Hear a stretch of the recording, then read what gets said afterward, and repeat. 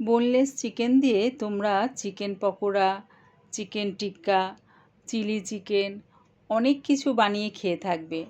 একবার আমার মতন করে চিকেন কোপ্তা কারি বানিয়ে খেয়ে দেখো, দারুণ খেতে হয় এটা। না বানিয়ে খেলে বুঝতে পারবে না যে কতটা সুন্দর হয়, পুরো মনে হবে যেন রেস্টুরেন্ট থেকে আনিয়ে খেয়েছো। চিকেন কোপ্তা কারি করার জন্যে আমি বোনলেস চিকেন নিয়েছি। চিকেনগুলো দেখো মিক্সির জারের মধ্যে দিয়ে দিলাম। কোনো রকম জল না দিয়ে চিকেনটা আমি পেস্ট করে নিলাম। এই চিকেনের পেস্টটা একটা বাটির মধ্যে নিয়ে নিলাম। দিলাম পেঁয়াজ কুচি, পেঁয়াজটা আমি চপারে চপ করে নিয়েছি। দিলাম হলুদ গুঁড়ো, ঝাল লঙ্কার গুঁড়ো, জিরের গুঁড়ো, ধনের গুঁড়ো, কালারের জন্য দিলাম কাশ্মীরি লঙ্কার গুঁড়ো, গরম মশলা গুঁড়ো, আর দিলাম স্বাদ অনুযায়ী নুন। দিলাম 2 চামচের মতন রিফাইন তেল। আর দিলাম ব্রেড ক্রাম্বস। ব্রেড ক্রাম্বসটা দিলে কি হবে, চিকেনটা বাইন্ডিং করতে সাহায্য করবে। আর দিলাম আদা রসুনের পেস্ট 1.5 চামচের মতন। সব কিছু এবারে ভালো করে মিশিয়ে নিচ্ছি। ভালো করে মিশিয়ে নিয়ে তোমরা এটা পকোড়া হিসেবেও কিন্তু খেতে পারো। তবে যেহেতু আমি তোমাদেরকে চিকেন কোপ্তা কারি বানিয়ে দেখাবো, তাই দেখো পেস্টটাকে ঠিক এরকম অল্প একটু নিয়ে এরকম গোল গোল করে বানিয়ে নেব, মানে কোপ্তার মতন। আবারও অল্প একটু নিলাম, নিয়ে গোল করে বানিয়ে নিচ্ছি। সব কটা আগে গোল করে বানিয়ে নিলাম। গ্যাসটাকে হাই ফ্লেমে রেখে কড়ার মধ্যে দিয়ে দিলাম রিফাইন তেল।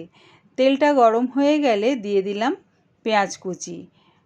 পেঁয়াজটা আমি বেরেস্তা করে নিলাম, মানে লাল লাল করে ভেজে নিলাম। এবার এটা নাবিয়ে নিচ্ছি। পেঁয়াজটা নাবিয়ে আমি ঠান্ডা করে নেব। ওই পেঁয়াজ ভাজার তেলের মধ্যেই চিকেনের কোপ্তাগুলো দিয়ে বেশ একটু হালকা লাল করে ভেজে নেব। দেখো ঠিক উল্টে পাল্টে ঠিক এরকম হালকা লাল করে ভেজে নাবিয়ে নিচ্ছি। এই সময় কিন্তু গ্যাসটাকে আমি লোতে রেখেছি। সব কটা চিকেনের কোপ্তা হালকা লাল করে ভেজে নাবিয়ে নিলাম। বেরেস্তাটা ঠান্ডা হয়ে যাবার পর মিক্সি জারে নিয়ে নিলাম।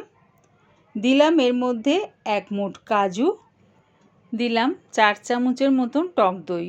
কোনো রকম জল না দিয়ে এটার একটা পেস্ট বানিয়ে নিলাম।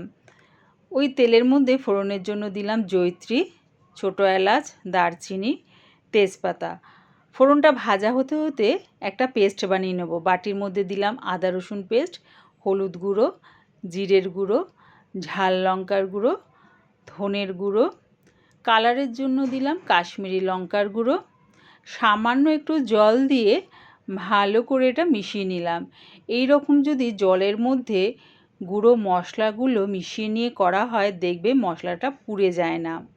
এদিকে দেখো ফোড়নটাও আমার ভাজা হয়ে গেছে। গ্যাসটাকে একদম লোতে করে যে গুঁড়ো মশলার পেস্টটা আমি করে রেখেছিলাম সেটা দিয়ে দিলাম। এবারে গ্যাসটাকে মিডিয়ামে করে মশলাটা ভালো করে কষিয়ে নিলাম। যখন দেখবে এরকম তেলটা ছেড়ে দিয়েছে, তখন দিয়ে দিলাম ওই পেঁয়াজের পেস্টটা। পেঁয়াজ, টক দই, কাজু বাদামের যে পেস্টটা করে রেখেছিলাম সেটা দিয়ে দিলাম। এই সময় কিন্তু গ্যাসটা লোতে রেখেছি। দিয়ে দিলাম স্বাদ অনুযায়ী নুন আর সামান্য একটু চিনি। মিক্সির বাটি ধোয়া জলটা দিয়ে ভালো করে কষিয়ে নেব। তবে এই সময় যেহেতু ভীষণ ছিটকায়, তাই চাপা দিয়ে আমি মশলাটাকে কষাবো। মাঝের মধ্যে চাপাটা খুলে নাড়িয়ে চাড়িয়ে নেব। যেহেতু এর মধ্যে কাজু, টক দই দুটোই আছে, নিচে লেগে যাওয়ার সম্ভাবনা থাকে। তাই চাপাটা খুলে মাঝের মধ্যে নাড়িয়ে চাড়িয়ে নিলাম।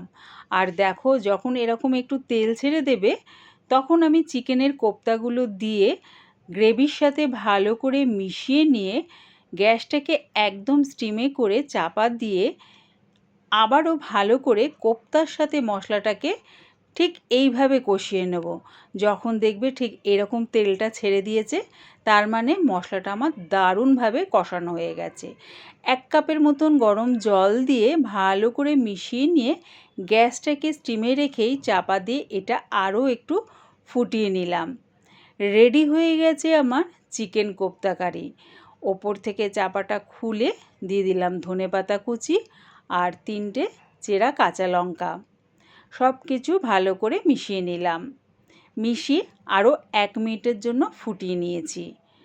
এইভাবে একবার তোমরা চিকেন কোপ্তা কারি বানিয়ে খেয়ে দেখো, দারুণ খেতে হয়। মনে হবে যেন রেস্টুরেন্টে বসে চিকেন কোপ্তা কারি অর্ডার দিয়ে খাচ্ছ। পুরো ভিডিওটা দেখার জন্যে প্রিয়া ইপসা কিচেনের থেকে তোমাদের সবাইকে অনেক ভালোবাসা রইল। রেসিপিটা ভালো লাগলে প্লিজ আমার চ্যানেলটিকে সাবস্ক্রাইব করে দিও। দেখো, একটা চিকেনের কোপ্তা তোমাদের কেটে দেখাচ্ছি কতটা সফট হয়েছে। দেখো দেখো কতটা সফট হয়েছে, দেখেছো?